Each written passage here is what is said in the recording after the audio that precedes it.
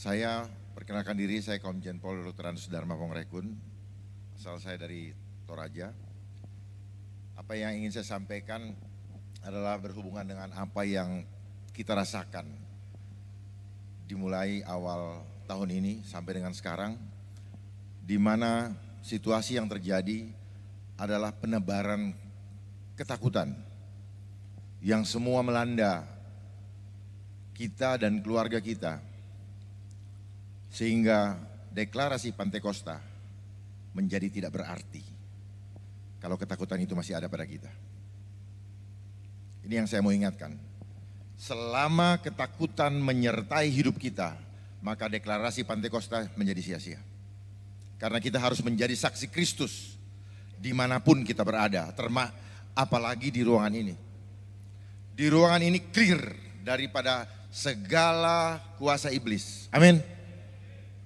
Kalau kita masih ketakutan, berarti iblis masih mengikuti hidup kita. Ada berapa yang masih ketakutan di sini? Ada berapa yang terpapar dengan tipu muslihat iblis? Kita nggak usah malu-malu mengakui, karena banyak di antara kita masih terpapar dengan tipu muslihat iblis. Dan tipu muslihat iblis adalah cara satu-satunya yang dilakukan oleh iblis untuk menghancurkan manusia. Apa yang terjadi di hadapan saya sekarang ini adalah bagian daripada tipu muslihat iblis. Sadari itu. Makanya saya tanya, ada berapa yang masih hidup dalam ketakutan? Tidak ada, amin. Tetapi yang tampak di depan saya, kita banyak yang kena tipu muslihat iblis. Karena apa yang terjadi kita anggap sebagai kebenaran. Kebohongan yang diulang-ulangi menjadi suatu kebenaran. Itu yang terjadi. Kenapa? Sudah cukup lama iblis bekerja dengan luar biasa. Sejak kapan? Sejak Bapak Ibu sekalian ada di sekolah, dia sudah mulai bekerja. Sehingga apa yang disampaikan oleh Bapak tadi, bahwa paradigma kita sudah dikunci dengan pemahaman yang tidak bisa keluar, seolah-olah apa yang disampaikan menjadi kebenaran. Baik, saya akan sampaikan apa yang Tuhan taruh dalam hati saya.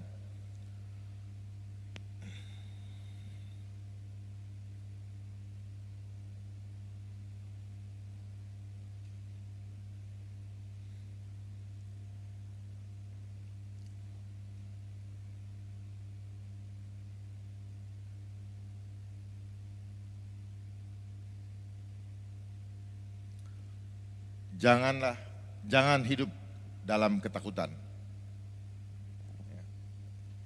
Jangan hidup dalam ketakutan. Amsal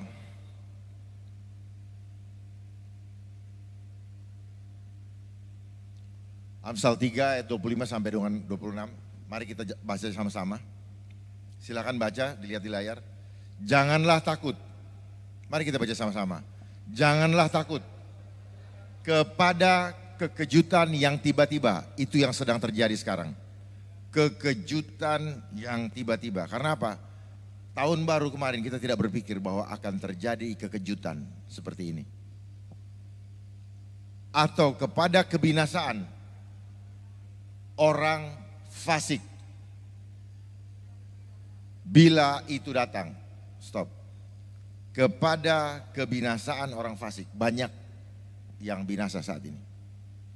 Akibat apa? Artinya kita masih bersandar kepada pemahaman atau pengertian kita sendiri. Kita hanya menggunakan otak. Dan memang saya beritahu rahasianya, sejak umur 7 tahun kita diprogram untuk hanya memahami hal-hal yang jasmania. Hal-hal yang bisa dipikir oleh otak. Di luar itu udah gak sanggup, mentok. Kita berpikir bahwa kita jadi orang-orang pintar tetapi tidak berhikmat. Perhatikan, kenapa sekolah SD 6 tahun? Mungkin tidak pernah ada yang berpikir, saya pun tidak pernah berpikir itu. Tetapi Tuhan kasih tahu saya, perhatikan itu, kenapa paradigma kalian dibentuk sejak kalian kecil. SD 6 tahun, sekolah lanjutan 6 tahun. Kenapa dia pilih angka 6? Karena hikmatnya, hikmat manusia, hikmat dunia. Makanya selalu hanya yang diimani hanya yang berdasarkan angka. Karena dari sekolah kita udah dididik, kalau angkanya 10 hebat, kalau angkanya 5 jelek. Dan orang yang angkanya 10 pasti jadi sombong.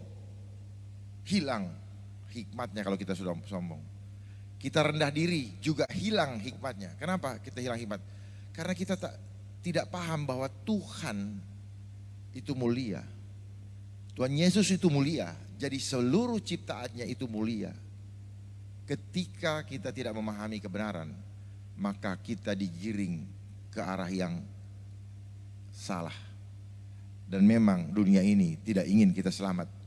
Dia berusaha menggiring kita ke arah yang keliru, yang kita tidak pahami. Seolah-olah apa yang kita terima selama ini adalah kebenaran, ternyata sia-sia. Seluruh gelar-gelar yang kita dapatkan tidak ada gunanya di mata Tuhan. Tuhan tidak pernah bertanya, apa gelarmu? Apa strata pendidikanmu? Apa pangkatmu? Berapa kaya hartamu? Tuhan tidak melihat itu. Yang Tuhan ingin melihat, apakah ada iman padamu? Kalau enggak, Tuhan bilang, aku tidak mengenal engkau. Ini hal yang sedang berproses terjadi di dalam kehidupan kita, di mana kita menjadi orang-orang tanpa sadar masuk dalam kehidupan orang fasik, mengenal Tuhan, tetapi tidak mau hidup bersama-sama dengan Tuhan. Akhirnya apa? Kocar kacir ketakutan, kocar kacir kemana-mana, melindungi diri dengan sesuatu yang fisik, tidak akan mempan terhadap kuasa Tuhan. Apa yang terjadi di depan saya sekarang? Ini adalah perlindungan fisik karena tumpulnya pemahaman kita tentang kebenaran. Firman Tuhan katakan, umatku binasa karena kurang pengetahuan. Pengetahuan tentang apa? Tentang firman Allah. Ini yang membuat kita ini. Makanya tadi, janganlah takut kepada kekejutan yang tiba-tiba. Tuhan tidak menginginkan kita takut, karena ada Dia menjaga kita. Cuman karena kita selama ini tinggalkan Tuhan di belakang, selama ini kita hidup hanya mencari yang jasmania, mulai dari hari Senin sampai dengan Jumat, kerjanya cuma nyari uang, bukan nyari Tuhan. Ke mall cari makanan ngomongin uang, ke tempat lobi-lobi hotel ngobrol dengan teman juga mikirin ada ke proyek apa. Bukan Tuhan ternyata yang selama ini kita cari. Saya pun baru menyadari. Kenapa? Karena kita dibutakan. Apa yang membuat kita buta? Siapa yang membuat kita buta? Ilah zaman ini. Ilah zaman inilah yang membuat kita buta, termasuk yang sekarang, yang akhir-akhir ini terjadi dan ke depannya.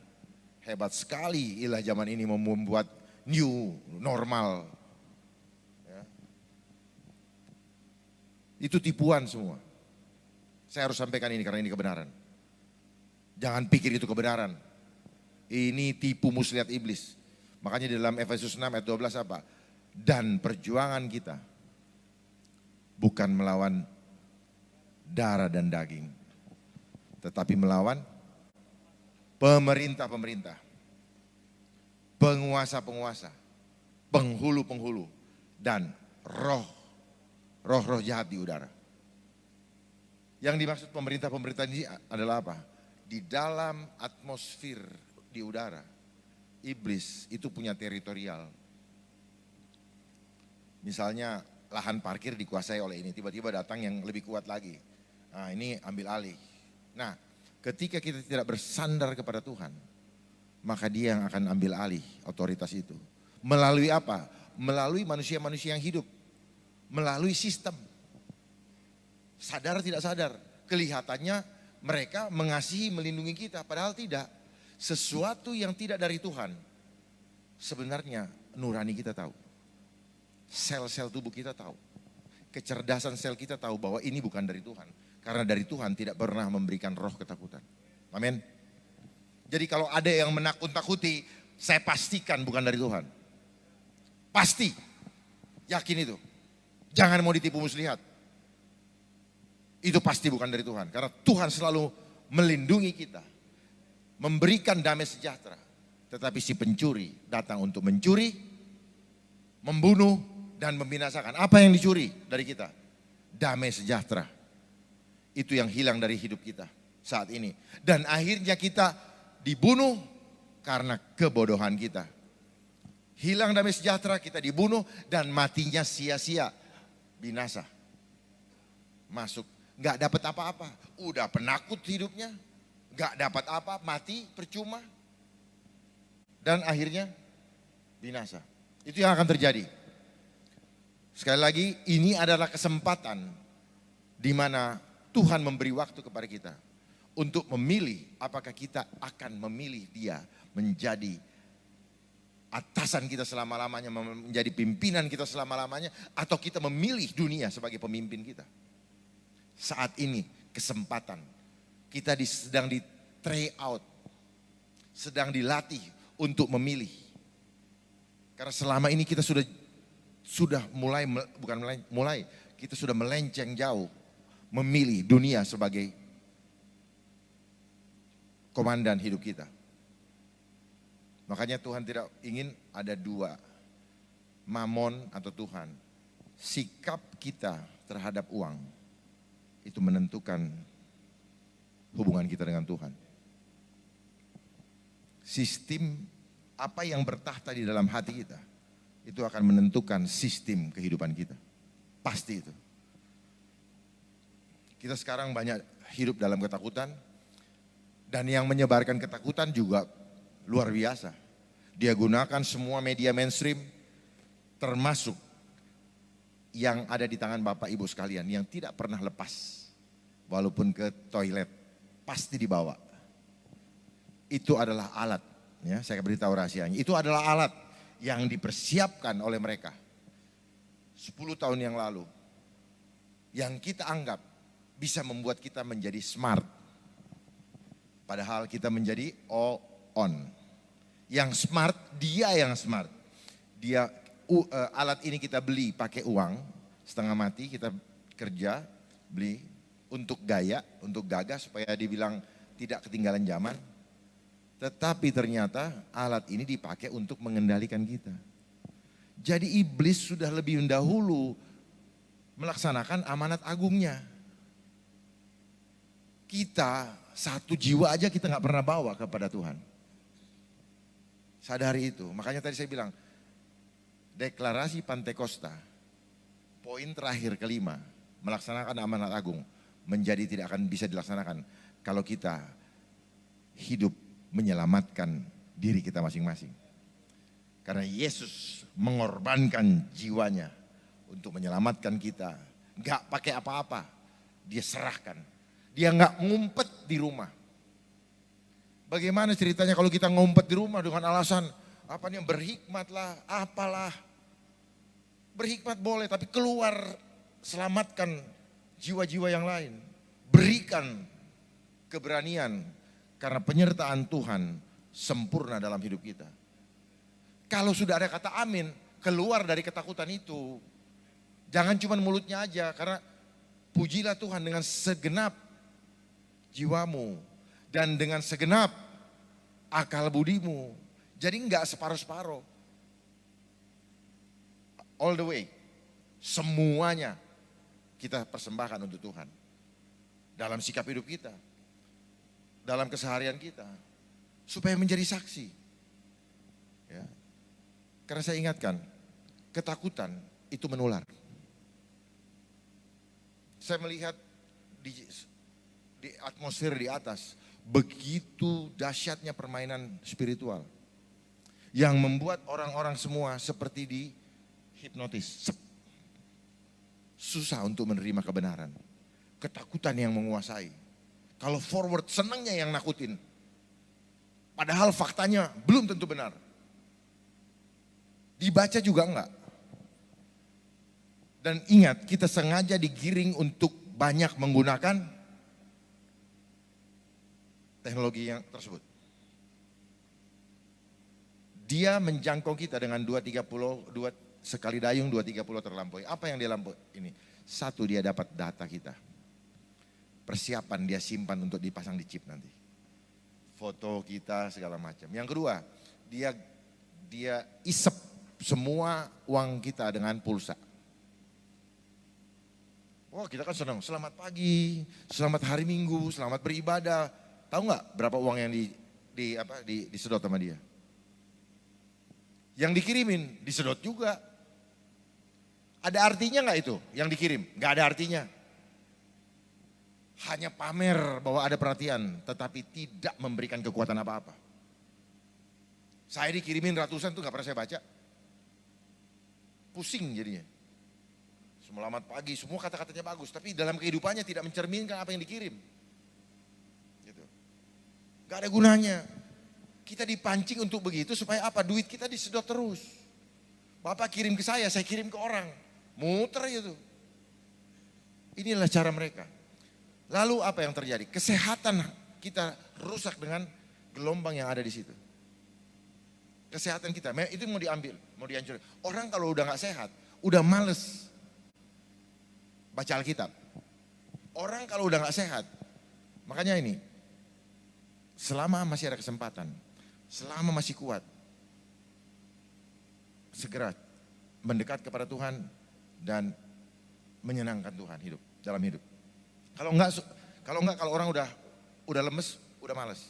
Dan itu adalah cara iblis untuk selalu membuat kita sibuk dengan masalah kita sendiri. Itu cara iblis. Dia bikin kita sibuk, ngurusin dunia, pokoknya pening aja. Karena dia ingin kita stres. Stres adalah kunci kematian. Kalau sudah stres, badan lemah. Nanti saya tunjukkan. Pikiran stres, badan lemah. Makanya Tuhan menyampaikan gini, tawanlah pikiranmu dan taklukkanlah di bawah Kristus. Peperangan yang kita alami sekarang adalah peperangan pikiran. Ini adalah peperangan rohani. Yang Bapak Ibu pikirkan, ya, sebenarnya Bapak Ibu tidak lihat. Cuman karena Bapak Ibu korban daripada iklan yang didengung-dengungan setiap hari, buka apa saja ada iklannya, sampai dilihat di mal-mal juga kelihatan iklannya, ada gambar-gambarnya, kecap nomor 1 berhasil dia. Hebat ya mereka? Hebat nggak? Iklan. Gitu. Udah itu pakai nakut-nakutin. Itu yang nggak benar. Semuanya jadi iklan. Dan yang membuat kita ini kemanapun kalau masih korban iklan, ketakutan, nggak ada gunanya pakai apa yang di hadapan saya. Karena ketakutan itu menyertai kemanapun kita pergi, walaupun ngumpet di dalam lemari besi, kalau ketakutannya masih terbawa, nggak ada gunanya. Kalau kita pakailah itu karena kita punya keputusan ingin memakainya, karena saya tidak mau menghirup udara kotor. Saya tidak mau kena asap motor. Saya tidak mau mencium bau busuk. Silahkan. Tetapi selama ketakutan kita pakai karena ketakutan, nggak ada gunanya. Pasti bisa kita buktikan. Ya, silakan pakai karena peraturan. Ya. Bukan karena takut. Karena takut nggak ada gunanya. Dan ingat, ketika saya harus kasih tahu kebenaran, ketika Bapak Ibu sedang menghirup CO2 atau racun dari tubuhnya sendiri. Dan pelan-pelan kita akan lemas dan mereka akan seperti Pontius Pilatus. Apa ciri Pontius Pilatus? Cuci. Jadi kalian mati karena kebodohan sendiri. Nggak ada yang tanggung jawab. Karena kalian pikir benar. Padahal ini adalah tipu muslihat iblis. Iblis selalu main dengan tipu muslihat. Tipu muslihat itu begini. Mestinya dilihat. Karena ketipu jadi nggak kelihatan. Makanya sekarang banyak yang nggak kelihatan. Karena ketipu. muslihat, mustinya dilihat. Karena ketipu jadi nggak kelihatan. Nah itu. Ya, makanya dari tadi saya nanya, masih ada yang hidup dalam ketakutan? Nggak ada yang angkat tangan. Tetapi sikapnya masih kena tipu muslihat. Gitu. Takut enggak? Karena dipikir yang ini benar. Oke, nggak apa-apa. Ya, bukan salah Bapak Ibu. Karena apa? Proses kita selama ini dibangun paradigma yang membuat kita terkunci. Apa yang dikatakan oleh kebanyakan orang, apa yang disampaikan oleh media, apa yang kita lihat di internet, kita anggap itu sebagai kebenaran. Padahal itu semua settingan. Saya berani sampaikan itu semua settingan. Karena mereka punya uang yang luar biasa. Sehingga mereka mensetir semua yang ada. Kalau nggak cocok dengan apa agendanya mereka, kita langsung di take down, digiring dan sebagainya. Saya pastikan itu seperti itu. Ya. Dan semua definisi-definisi bisa mereka rubah sesuai dengan apa yang mereka inginkan. Karena mereka ingin membawa kita kepada kebinasaan. Umatku binasa karena kurang pengetahuan. Itu firman Tuhan ada.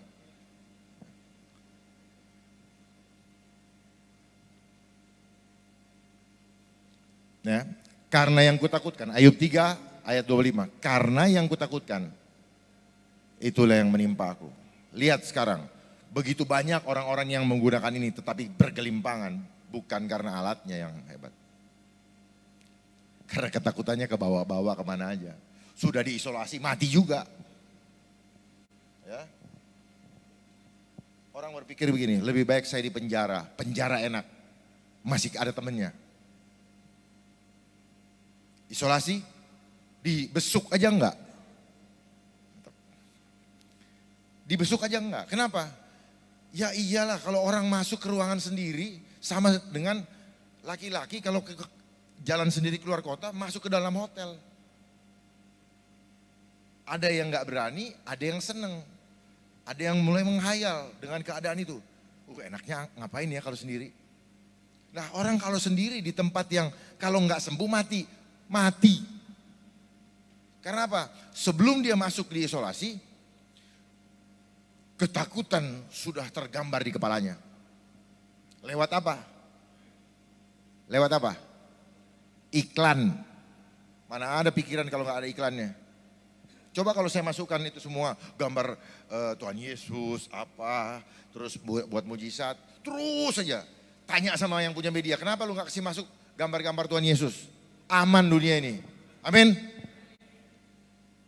Dikasih masuk gambar-gambar itu. Dan gambar itu hayalan juga. Itu adalah imajinasi yang divisualisasikan oleh mereka dengan gambar-gambar itu.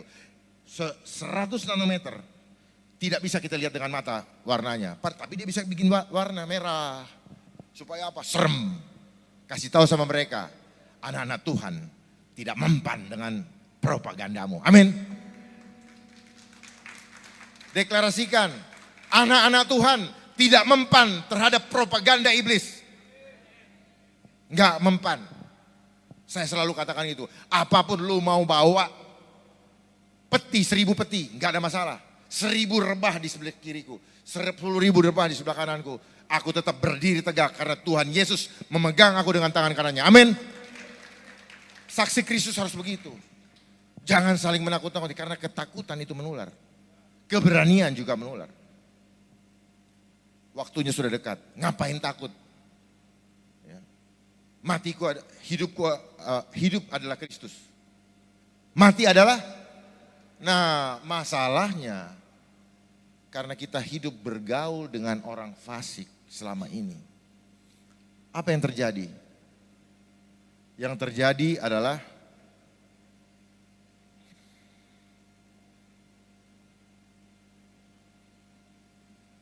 No. Aduh, Pak Ruhan, bukan itu. Ya.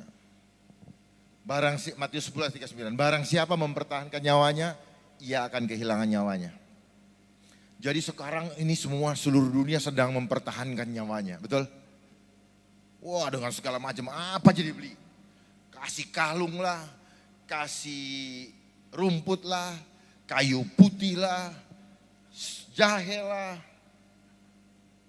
Semuanya dari luar tubuh kita. Sebenarnya Tuhan sudah memberikan senjata yang ampuh di dalam tubuh kita. Apa itu? Imun. Imun ini hanya bisa kita dapat dari iman. Ya. Tanpa iman, imun gak bisa. Ya. Karena ada hormon, ketika kita beriman ada hormon interferon. Ini pasukan interferon itu dia kayak air tsunami. Semua penyakit-penyakit langsung disapu kayak air keras. Makanya ketika hamba Tuhan menerima, ketika kita menaikkan puji-pujian penyembahan, itu ada aliran energi dari surga yang menembus seluruh penyakit-penyakit yang menyumbat di dalam tubuh kita. Dan akhirnya tanpa harus tumpang tangan, semua jadi tahir kembali. Amin. Itu rahasianya puji-pujian. Jadi salaman begini, ini salaman nih. Bukan begini. Ini bukan salaman ini. Ini apa namanya? Tangkis-tangkisan. Kayak Power Ranger. Nah, udah banyak Power Ranger udah pakai begini. Itu bukan salaman. Salam ini ada nilai spiritualnya. Shalom, shalom, damai sejahtera kuberikan kepadamu. Nih, itu dari Tuhan. Makanya damai sejahtera yang dari dunia tidak membawa damai. Amin. Beda kan? Kalau yang dari Tuhan selalu damai. Makanya tangan ini, coba perhatikan. Tuhan kasih tahu saya, kenapa kalian tidak salaman menggunakan telapak tangan? Karena apa? Di tangan yang sama, kulitnya ada yang berbeda. Tuhan punya maksud. Kenali diri kita. Kita ini ciptaan dari Tuhan. Tuhan menciptakan kita serupa dengan. Nah, kenapa? Makanya Tuhan selalu meletakkan tangannya, dia usap orang buta, dia tarik semua pakai ini. Di sini ada energi yang kita simpan dari surga. Makanya ketika kita angkat tangan, bukan sekedar angkat tangan. Bukan gaya karena kita lihat senior kita yang dulu angkat tangan, enggak. Harus tahu sehingga semakin kita paham, semakin termanifestasi apa yang kita pahami tadi. Angkat tangan, terima energi dari surga. Kita diciptakan serupa dengan gambar Allah. Jadi tubuh kita tidak suka ditakut-takutin karena ketakutan bukan dari Tuhan. Ketika ketakutan itu datang, tubuh kita lemah. Termasuk makanan kita, termasuk pikiran kita, termasuk hal-hal yang jahat. Begitu kita bilang, aku khawatir, tubuh kita langsung lemah. Tetapi begitu bilang, Allahku dahsyat, badan kita langsung kuat. Nanti saya buktikan. Kasihan anak-anak kalau bapak ibunya penakut semua. Karena kurang pemahaman, kurang pengetahuan. Ya. Kalau kita lihat di luar semua banyak kematian, terus diekspos, ya, dibikin takut-takut. Apa iya sekarang metodenya iklan seperti itu? Sejak kapan ketakutan kok menjadi iklan? Emang ada duitnya? Kita bisa ngerasain. Kalau nggak tulus, ada sesuatu yang aneh. Ya. Kalau menyampaikan tanpa ada motivasi, dana di belakangnya, oke. Tapi selama dia ada motivasi, angka-angka, semua tidak bisa terbaca. Itu tulus atau karena fulus? Ngapain sampai repot-repot kejar-kejar rakyat misalnya, kejar-kejar orang, ya toh? Kejar-kejar orang dengan ini segala macam. Karena ada sesuatu yang keliru. Rakyat nggak boleh ditakut-takuti. Harus kita kasihi. Nah, hal-hal seperti itu. Jadi kasih itu beda. Kasih itu yang terima nyaman. Oh iya. Karena apa? Ketika kita memberikan kenyamanan, imun itu naik. Tetapi kalau kita bilang, bodoh kamu, gak belajar, sekolah gini, makin bodoh. Bener, orang kalau ditekan-tekan gak makin pinter, makin bodoh. Tuhan kasih tahu, ternyata memang iblis sedang berusaha untuk membawa kita kembali kepada Mesir kuno. Kita ingin dibawa lagi ke Mesir untuk ada yang ingat ketika Musa melepaskan bangsa Israel? Untuk diperbudak. Karena apa? Yang di otak kita apa? Jasmani. Apa yang akan kita makan dan minum? Wah, jasmaninya aja yang dipelihara.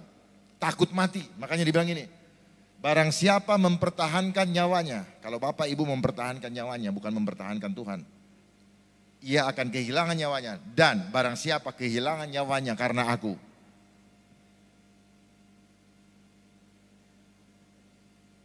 Diimani dong. Tapi enggak, amin mana yang ininya Tuhan nggak lihat, aminnya di mana?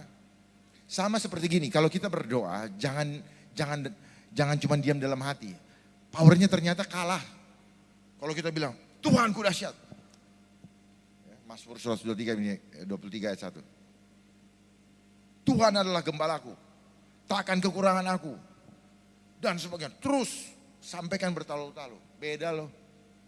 Kita sedang membangkitkan sel-sel tubuh kita dengan antenanya terhubung dengan sorga, sedang memanggil kuasa sorga.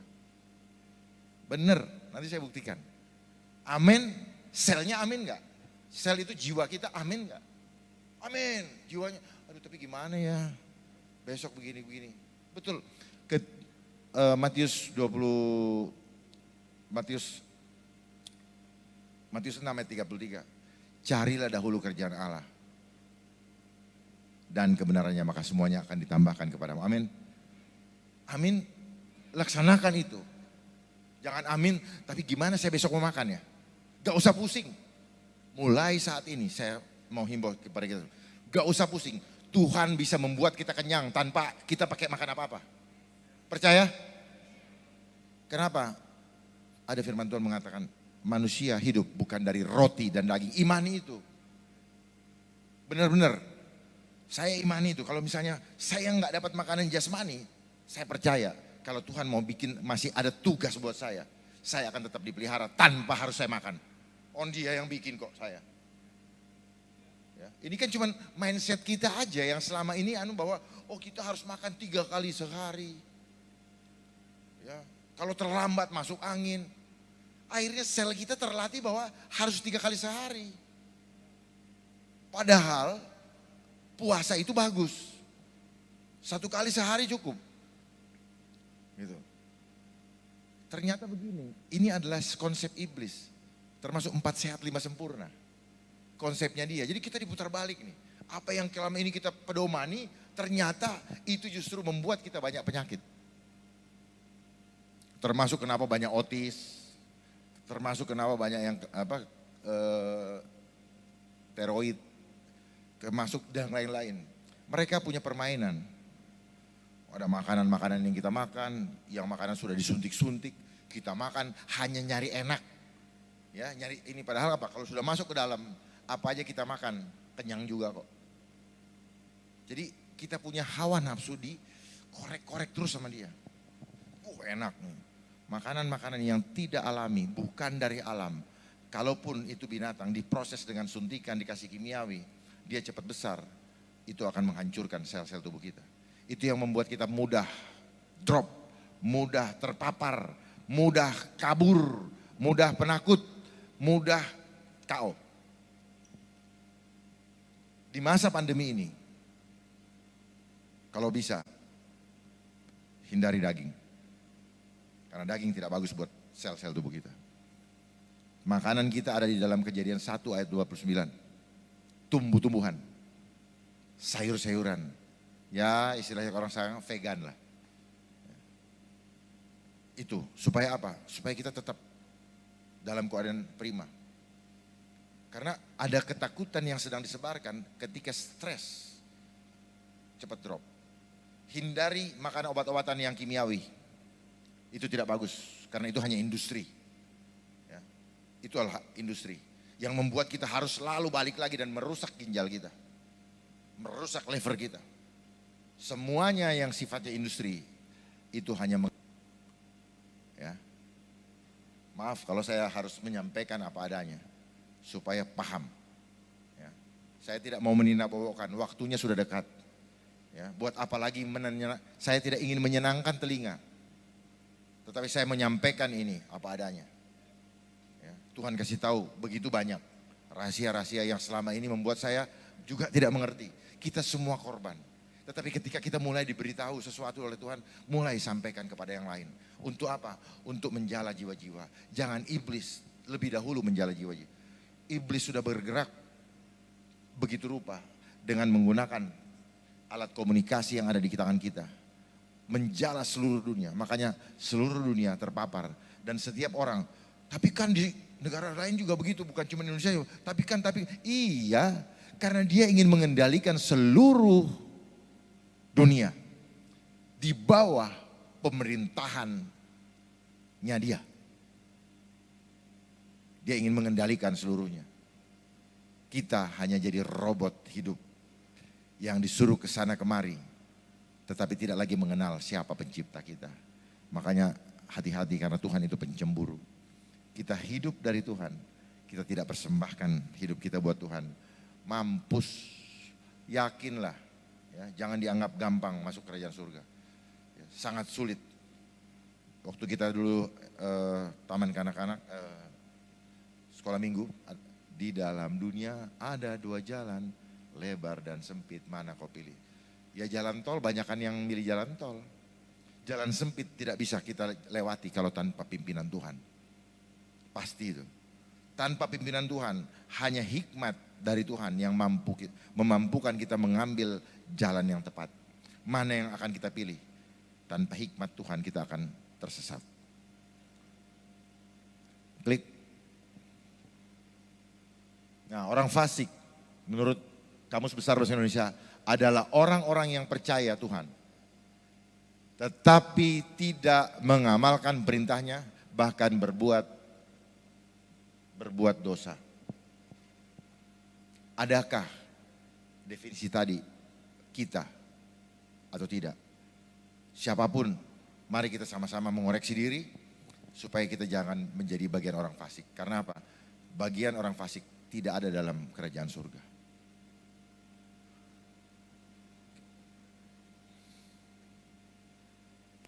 Ini Mazmur 36 ayat 2-5. Inilah ciri-ciri orang fasik. Berdosa, bertutur di lubuk hati. Hati orang fasik, rasa takut kepada Allah tidak ada pada orang itu. Sebab ia membujuk dirinya itu merasa paling benar, paling hebat. Sampai orang mendapati kesalahannya dan membencinya. Perkataan dari mulutnya ialah kejahatan dan tipu daya. Ia berhenti berlaku bijaksana dan berbuat baik. Kejahatan dirancangkannya di tempat tidurnya. Sampai tidur pun dia mikirnya, hatinya busuk. Berpikir besok mau bikin apa lagi. Ia menempatkan dirinya di jalan yang tidak baik. Apa yang jahat tidak ditolaknya. Apa yang kita alami sekarang, ini adalah kejahatan. Kalau kita tidak menolaknya, kita sama dengan orang fasik. Kejahatan itu apa? Menipu. Tertipu, terus kemudian kita menipu juga orang lain, mengajak orang untuk ikut-ikut masuk dalam tipuan, itu adalah jahat.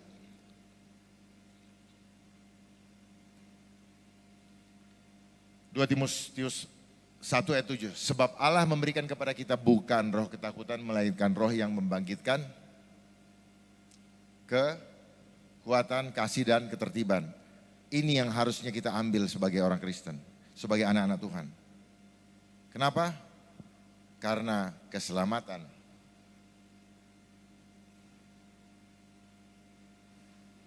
Dan keselamatan, Kisah Rasul 4 ayat 12, dan keselamatan. Ini yang harus jadi pegangan kita, dan keselamatan.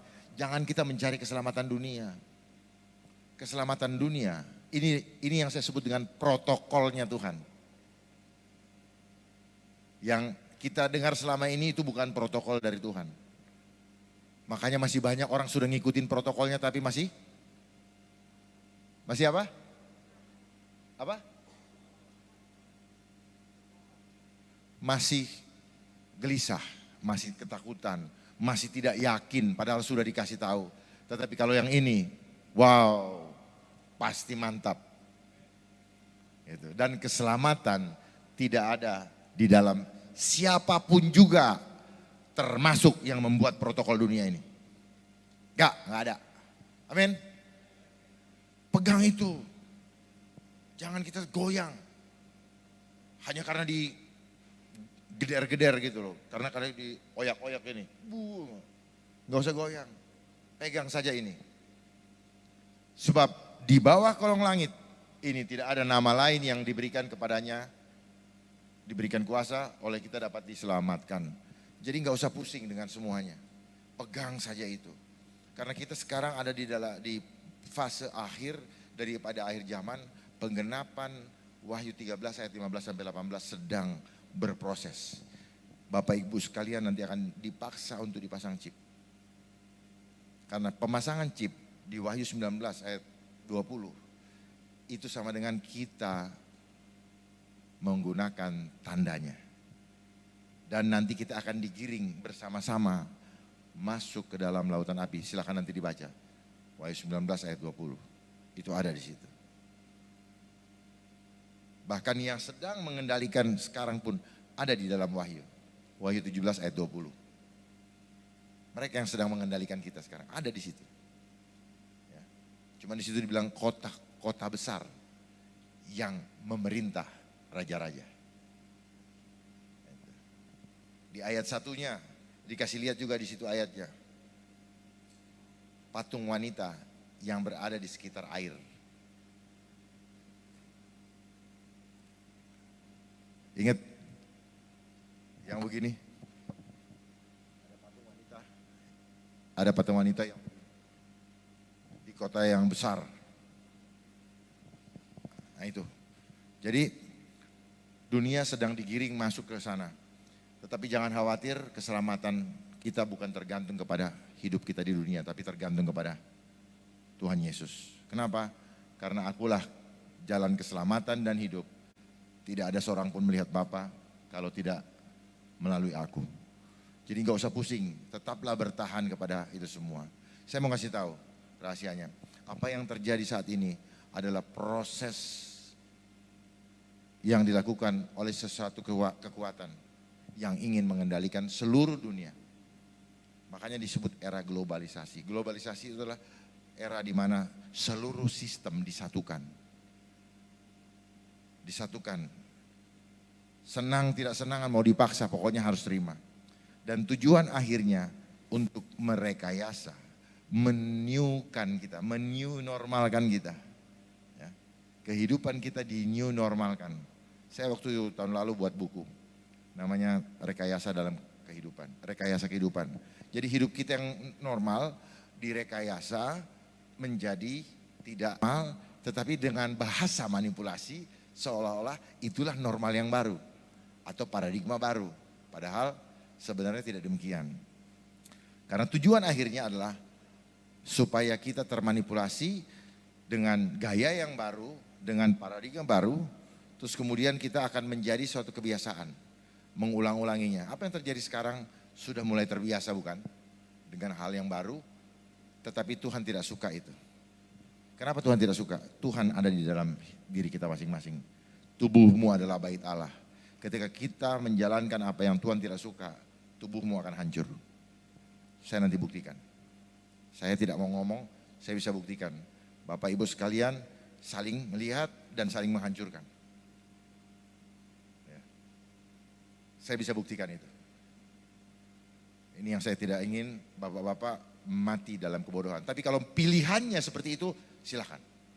Yang penting saya sudah sampaikan. Tapi kalau saya tidak sampaikan, saya berdosa. Ya, tapi kalau pilihannya seperti itu pilihan masing-masing. Karena saat ini adalah saat pemisahan. Mana emas murni, mana emas palsu. Tetapi kalau di zaman normal kan bersandar kepada pengertian kita sendiri.